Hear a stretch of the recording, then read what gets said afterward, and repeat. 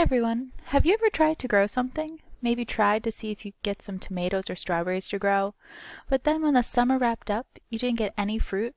Your plant had blossoms, all the conditions were ideal, you took such good care of those plants, but yet still no fruit.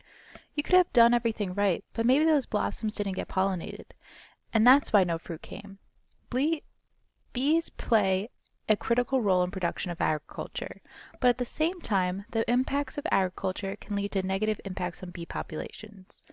Over the last several years, there has been a decline in bee colonies across the globe.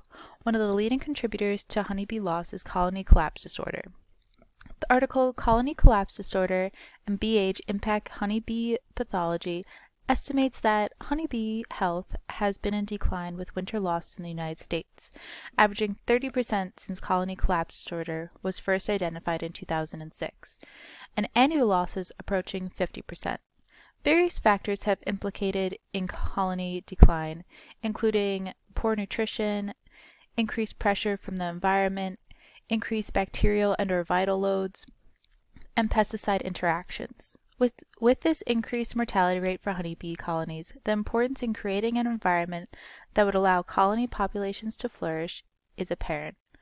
The article Nutritional Stress Due to Habitat Loss May Explain Recent Honeybee Colony Collapses hypothesized that nutritional stress due to habitat loss has played an important role in honeybee colony collapse. The study explained in the article Nutritional Stress Due to habitat loss may explain recent honeybee colony collapses uses land use data in the United States to show that colony loss suffered by each state is significant, predicted by the extent of its open land relative to its developed land areas. With more and more land becoming developed, it is imperative that some land be sanctioned for survival of bees.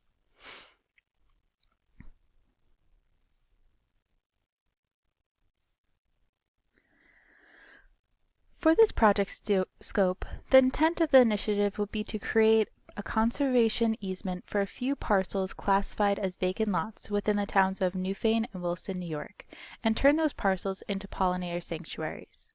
The pollinator sanctuary would offer public access to allow hobby beekeepers to have a place to keep their hives, as well as encouraging other pollinators to have a habitat that would allow them to thrive.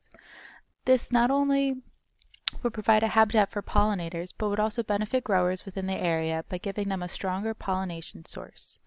Honeybees require a few essentials to be a successful hive. They require pollen and nectar, which is generally supplied by trees and shrubs, as well as herbaceous plants such as clove.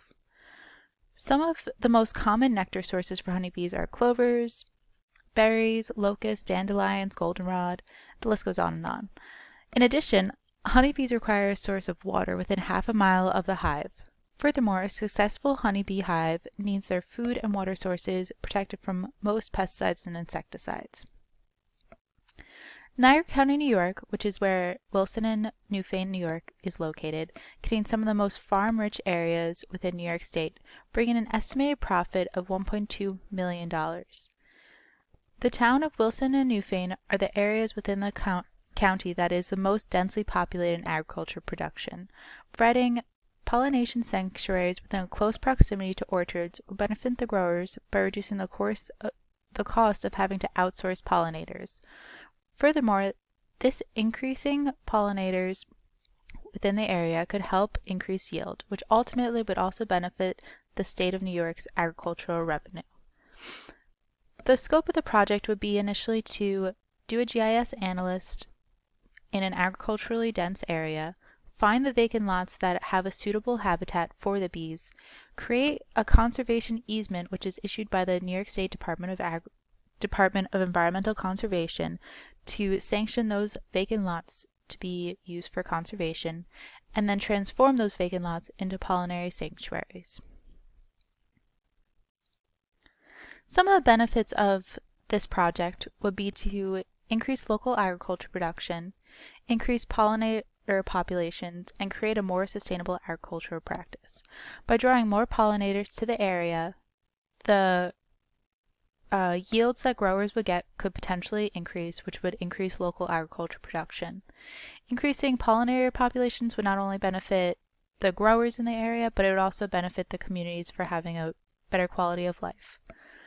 This also could potentially create a more sustainable agriculture practice because typically a lot of growers have to outsource their pollinator sources by getting honeybee hives from all across the world, all across the country, and bringing them here. So having a higher pollinator population within the area could create a more sustainable agricultural practice. So the cost of this project, there's two major costs. The initial landscaping would be covered potentially by fundraising events such as a silent auction, a music event, grants, and volunteers to landscape the lots. This seems like the biggest cost up front because depending on how the vacant lots are, there could be a lot of work to be able to actually transform those into sanctuaries and add in all different kinds of food sources for the honeybees or for all the different kind of pollinators. The second cost would be maintenance. I would think this project will require a small crew, at least of a manager, to kind of maintain the whole sanctuaries, to organize volunteers, to do outreach between the growers and the local honeybee beekeepers. So I think there would be a small cost of maintenance, but that might be able to be covered by grants. So to implement this, the workflow would be to find the vacant lots, have the New York State Department of Environmental Conservation create conservation easements for those vacant lots, landscape the lots, and then do outreach to the local beekeepers and growers to let them know about this project, as well as kind of get them interested and create that relationship between the growers and local beekeepers to try to go in a direction of more sustainable agricultural practices. And then lastly, have and maintain the pollinator sanctuaries. So what are the potential outcomes for this project? I'm sure there are many, but the biggest ones would be to increase pollinator populations would benefit not only local agriculture, but also benefit the local environment. It could also potentially bring awareness to the importance of pollinators and how I think it's something that a lot of people don't think about is like without pollinators, we wouldn't have food, we wouldn't have trees, we wouldn't have, they're essential to our ecosystem. So I think this project could really bring awareness to that. Thank you for listening.